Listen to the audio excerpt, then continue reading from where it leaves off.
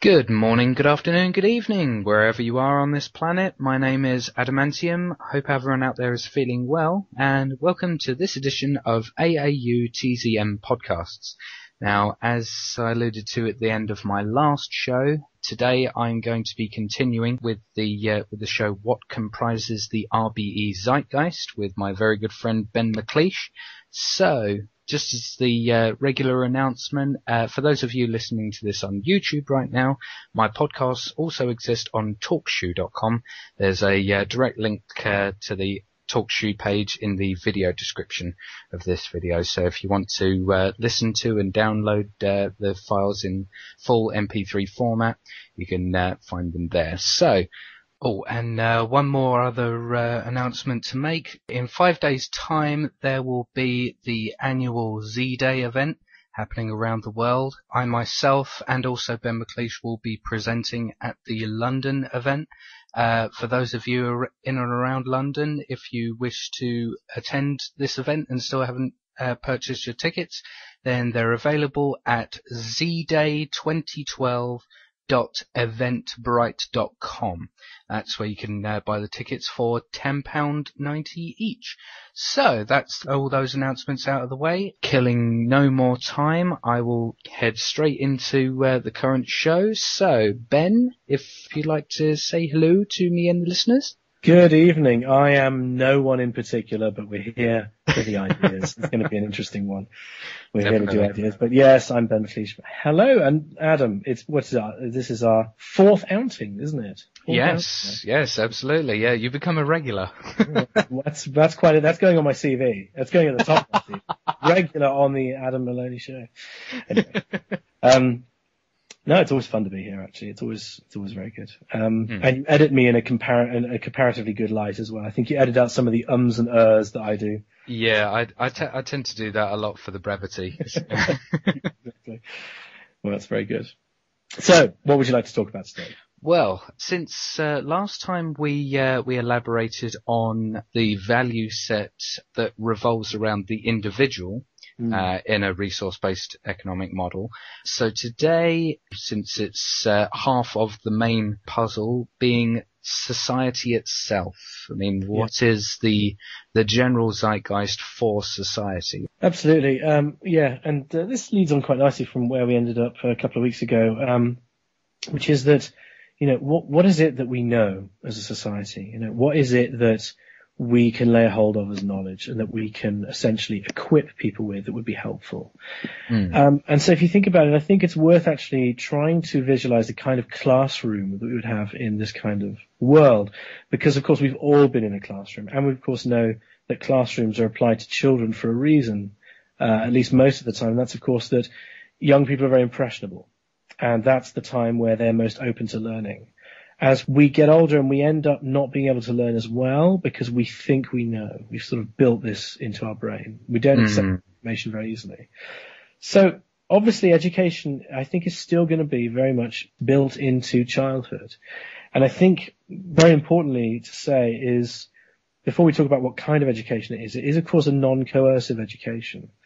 Every child wants to do something. Ken Robinson actually told a very, very nice story once where he said there was this kid that was, just couldn't sit still in class. Ah, yes. Wonderful story. Yeah. And the parents took her to an educator who said, what's wrong with her? And he said, all right, let's just leave the room for a minute and just leave her in there by herself. Turned on the radio. Yeah. She starts moving around and she starts, occupying the space, moving around, using her body in interesting ways. And the educator turns to the parents and says, there's nothing wrong with her. She is a dancer. This is true of everyone. And we're all interested in being different things. We may well have innate talents. For example, there's people who are polyglots. They can speak 9 languages, right? There are people who are they seem to be very gifted. Now, whatever that actual biomechanical process is that makes people predisposed to being good, if that's a real thing, if that is the case, this only gets maximized. I think that forms the basis for education. Although there is going to be, I think, a core set of things that are covered by all schools, and they will make obvious sense to everyone. For a start, people will be taught that they do live on a planet, and that the planet looks a certain way. And they'll be taught about how it is that humanity has come to this point, and how it lives, and what it means to be able to be free enough to criticize the very society you're living in. Even then, we are going to be creating people you can't fuck with, basically, in the sense that the education process is honest. I, for example, in it would be 11 years of formal education, never came across what a logical fallacy was never explained the different dialectics you can employ to have a discussion.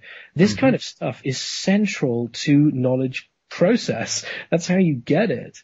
And that was never covered. That would be implicit. It would be, listen, you're in an educational process. We're teaching you things that are meant to be derived from science. Make sure, by the way, that you absolutely question everything we say.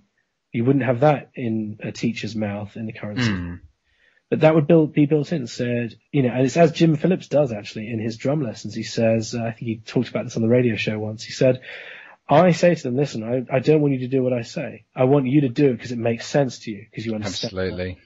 And that's correct. That is education, proper education, not just what's your 9 times table, which is a mathematical exploitation move that never happens in real life. No. It's just that. None of that stuff, that by rote stuff, is formulated in a way that isn't correlative to real life.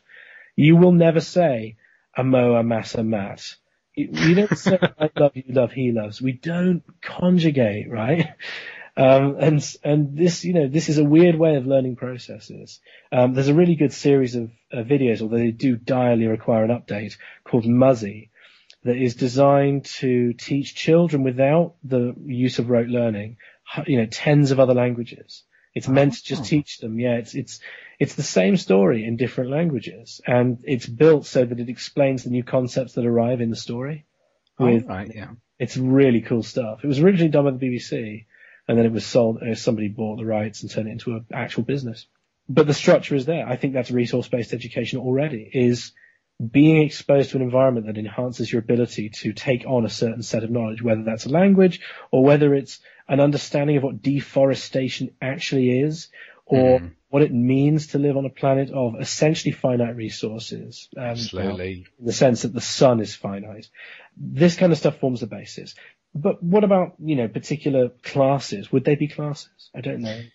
Well, yeah, it's one of the things that me and James Phillips elaborated in one of my previous podcasts, that it would be more hands-on. There would be a lot more emphasis on things like field trips and actually just witnessing things, actually witnessing stuff. Yeah, absolutely. That's very true. Hey man, have you been to the Natural History Museum before? Or the science? Yes, I went to. Which bit do you remember? I think that I ever remembered the hands-on bits, man, where I got to play with the stuff myself. Yeah. Yeah. It's because that's the thing. I mean, because I think I went there when I was like 9 or something. Yeah. But there was some interactive stuff. Yeah.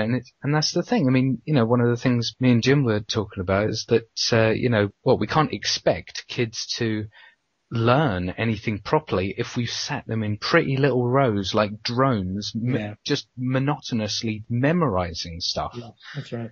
Hey, here's one. Did you ever do roll call? It was basically at the beginning of the class. The teacher called out the names.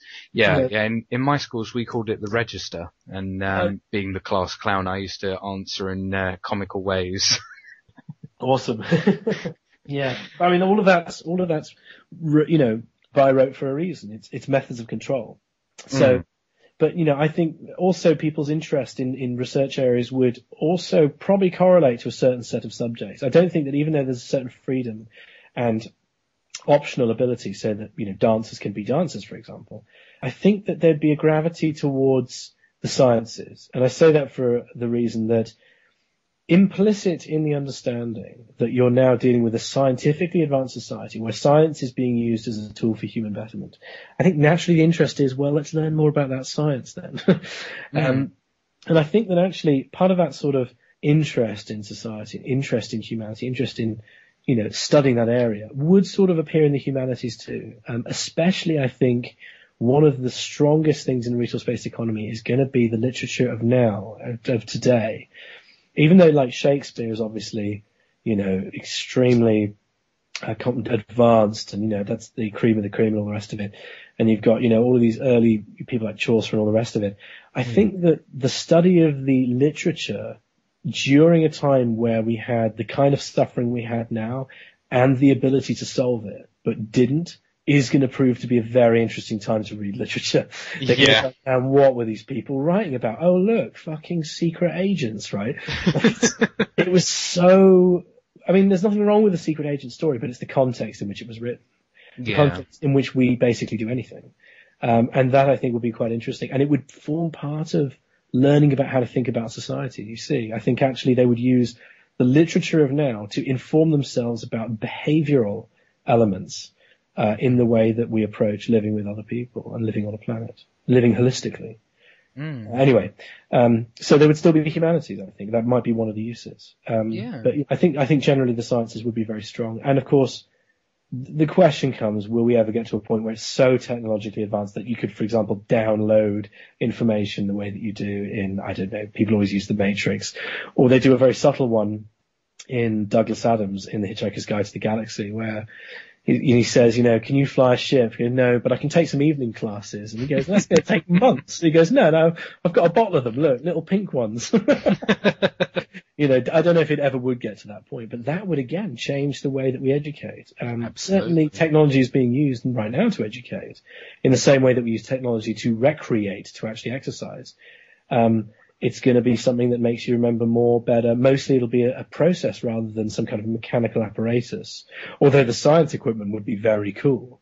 We're talking about approaches to communicating with students that are optimized for true understanding rather than rote regurgitation. Absolutely. And this leads us really well onto the next point that we've got of language and semantics. Oh, absolutely, yes. This just goes completely hand in hand with education, because the kind of language that we are being taught in, it's a bit like we're being taught about science with a Bible. Yeah, that's an interesting one. Almost. In fact, that has almost occurred, hasn't it? Or Kansas, it's been happening for a while, hasn't it? There was the teaching intelligent design as a credible alternative in biology class, which we do laugh, but it is funny. Like, it's the wrong class, right? It is a religious artifact propounded by the religious. By all means teach it, but don't teach me French in my geography class either. It's really simple. There wouldn't be any of that sort of stuff. Now, we do have the need to control the information in the sense of assuring its accuracy. Now, we do a little bit of that already, or where it fails, it corrects itself pretty quickly, I think, in some areas. It's not always doom and gloom like we talk about suppressed inventors and hidden evidence and corruption within whatever industry, right? But there are bits that work. One of them, surprisingly enough, is a system called peer review, right? Yeah. Where we essentially have people whose interest it would be for whatever artifice you have sort of laid bare in your journal article to prove you wrong. That would be in their interest. It would be their boon, if you like, to say, no, sorry, this doesn't check out at all, right? There's, of course, multiple peer reviews sometimes. Sometimes it's multiple people reading it. Sometimes it's just one. It depends on the scale of whatever you're talking about. But this process is extremely valuable, and it has seen our medical knowledge and any knowledge that's peer reviewed at all jump quite considerably, because we've sort of, in a